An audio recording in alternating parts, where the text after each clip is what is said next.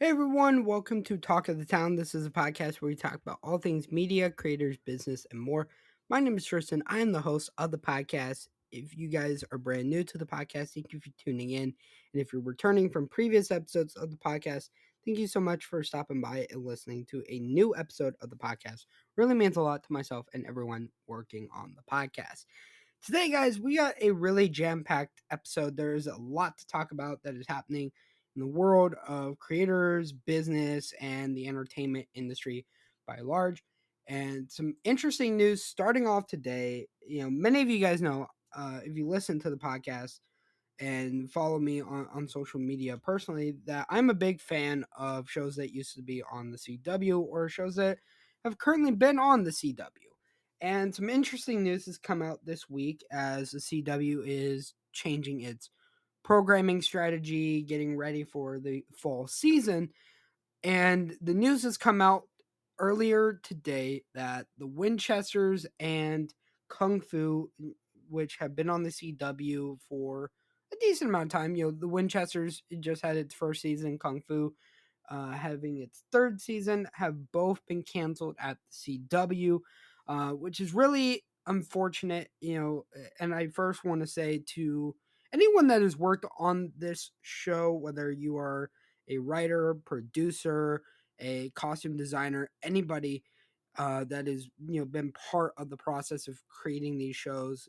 I feel for you. It really sucks having shows canceled, especially when it's such a really great series. I mean, both of these were really great in their own ways.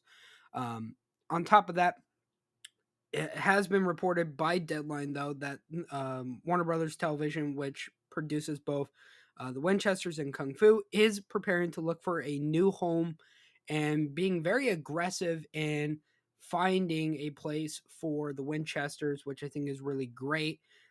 This is the prequel to Supernatural, so I think it's really great that Warner Brothers Television is trying to keep the Supernatural universe alive a little bit more.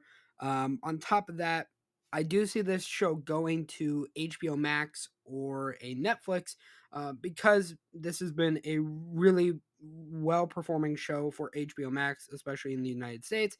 And also on top of that, with Netflix, that is currently where Supernatural is still being parked for right now. So I think there is quite a lot of interesting developments to happen on that front. Again, Deadline saying that most likely Jensen Ackles will mobilize Supernatural fans into Save the Show campaign, which I think probably will work out.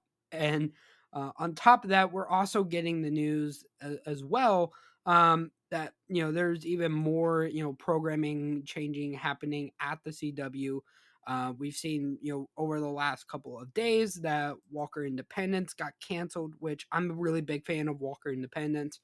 I love Catherine McNamara and all the people that were part of the series. So I'm hoping that Jared Padalecki and the producers of that series do find a place. But we've also heard that some new series are going to be imported for the CW for both the summer and the fall lineup, which I wanted to kind of talk about, because this is going to be the new programming strategy moving forward for the CW is these low cost imported originals from places like Canada, the UK, Australia, things of that nature. We got the news yesterday that Canadian family comedy Run the Burbs, as well as the dramedy Moonshine, are going to be coming to the CW for a summer debut. And then we've also got the news that comedy series Bump and legal drama Family Law are going to be returning for their second seasons. We've also got the news that the four-part docuseries Greatest Geek Year Ever 1982 will be coming to the CW, as well as other shows like Recipe for Disaster and also Down to Earth with Zac Efron, which I believe was a Netflix original or something of that nature. So really interesting to see from that end, and then also as well, the CW has bought the Canadian series, the Spencer Sisters, which is really interesting. This is one produced by E1, so it is really intriguing to see how this goes and everything. There are still a couple shows left on the bubble for the CW currently, namely All American Homecoming, Gotham Knights, and Superman and Lewis. And a lot of people are saying that either Superman and Lewis is going to get picked up, as well as All American Homecoming, but there's also the likelihood that Superman and Lewis does get canceled at the CW, which is really, I think, would be shocking. But that's because Gotham Knights is apparently the least expensive DC show that the CW has ever produced, which I still think is one of the most amazing series to come out of the last year or so. So only time will tell. There's still a lot more to be figured out and everything. So we will definitely keep you guys posted on that front. All right, guys. Now, getting into our second topic, this has to do a little bit around Disney, and there was some information that came out as part of the Disney earnings call yesterday that really I think we had been expecting to hear more information about. Many people know that there is a relationship with Disney and Hulu and Comcast. That being that Disney owns, a majority stake of um, Hulu, and that Comcast could buy, a portion of Hulu back from Disney or vice versa. Well, Bob Iger has basically said that cordial and constructive discussions have started with Comcast about Disney acquiring its one-third stake in the streaming service. And I think that it's really intriguing that he has said that, the deadline is less than a year away for a um, option on Comcast stake, which has been set at a minimum of a low $9 billion.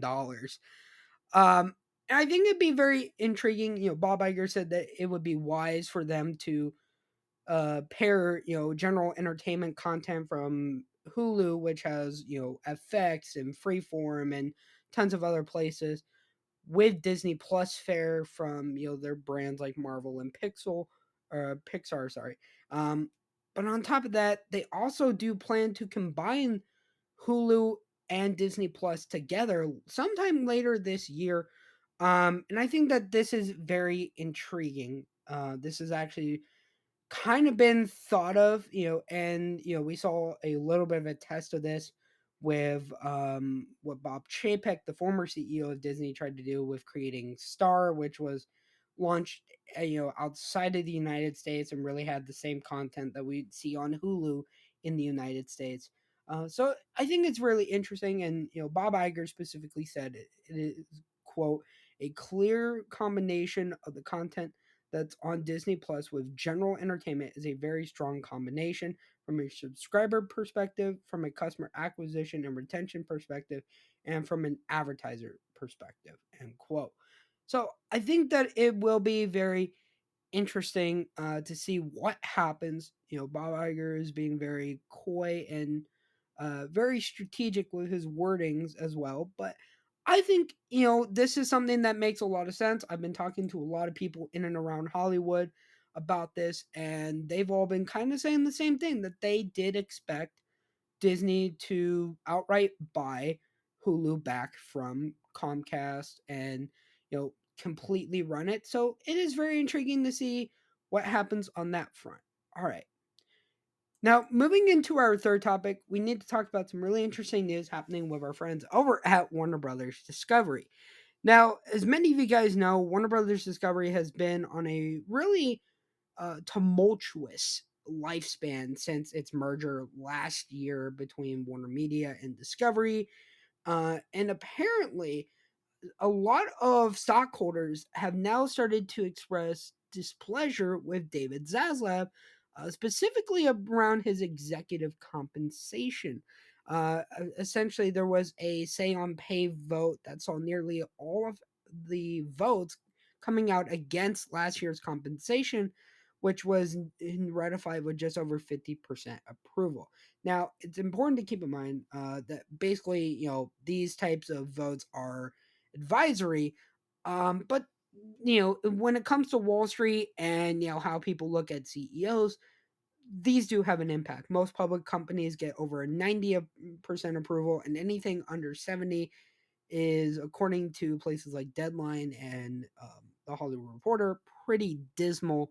On top of that, basically, to kind of put into perspective, David Zaslav's total compensation last year was around 39.3 million, and in 2021, between options and stocks and salary, was a whopping 246 million dollars. And I mean, it is a really big important thing. I believe he was one of the most paid CEOs in 2021 and 2022, by far, especially in the entertainment industry and just in American business world to begin with. Getting even paid more than people like Tim Cook, who is the CEO of Apple. So it's really intriguing, to say the least. Um, and so I think it'll be very intriguing to see what happens from here. Um, but I think also, it is a really big indicator of how people are viewing Warner Brothers Discovery, um, over the last year, in the fact that we've seen content getting cut. The rebranding of HBO Max to now just Max, which I think is one of the dumbest rebranding decisions of the entire entertainment industry, if not business in large. Um, but I am intrigued to see what does happen, for the future of Warner Brothers Discovery. I'm a big believer in the company, though I do not hold any stock in it either. So it'll be interesting to see what happens. But let me know what you guys think about this on social media, or in polls and everything like that. All right, guys. Now, with that being said, let's move into our fourth topic. And this is one that also did come out today. A really intriguing piece of information, but it wasn't unexpected. That being that Elon Musk has announced he is stepping down as the CEO of Twitter. He revealed this on social media earlier today, on May 11th, basically saying that he has hired a new CEO for Twitter/X, which is the sort of overall corporation that now runs Twitter. Basically saying that this unnamed individual will be starting in 6 weeks, and that Elon will be transitioning to being executive chair and chief technology officer, seeing product software and system ops, which I think is a really smart thing. Because I mean, if you remember, a couple months back, he did ask people on social media if he thought that he should step down. More than 57% of people at the time voted yes. And I think also this is a really important thing, because what it allows Elon to sort of do, obviously while being, executive chairman and chief technology officer, is go back to focusing on Tesla, the Boring Company, and some other projects that he is doing. Because I think it's ultimately important that Twitter has someone that can manage itself without any sort of distractions, and the same thing with Elon, because of all the different things that he does throughout his day-to-day business world, and things of that nature. So I think that this is a very positive thing for Twitter. Obviously, we're still in this world where Twitter is going to become part of a bigger super app called X. So I think it'll be very intriguing to see what happens on that front. So certainly, we'll keep an eye on that and really talk about that as time progresses.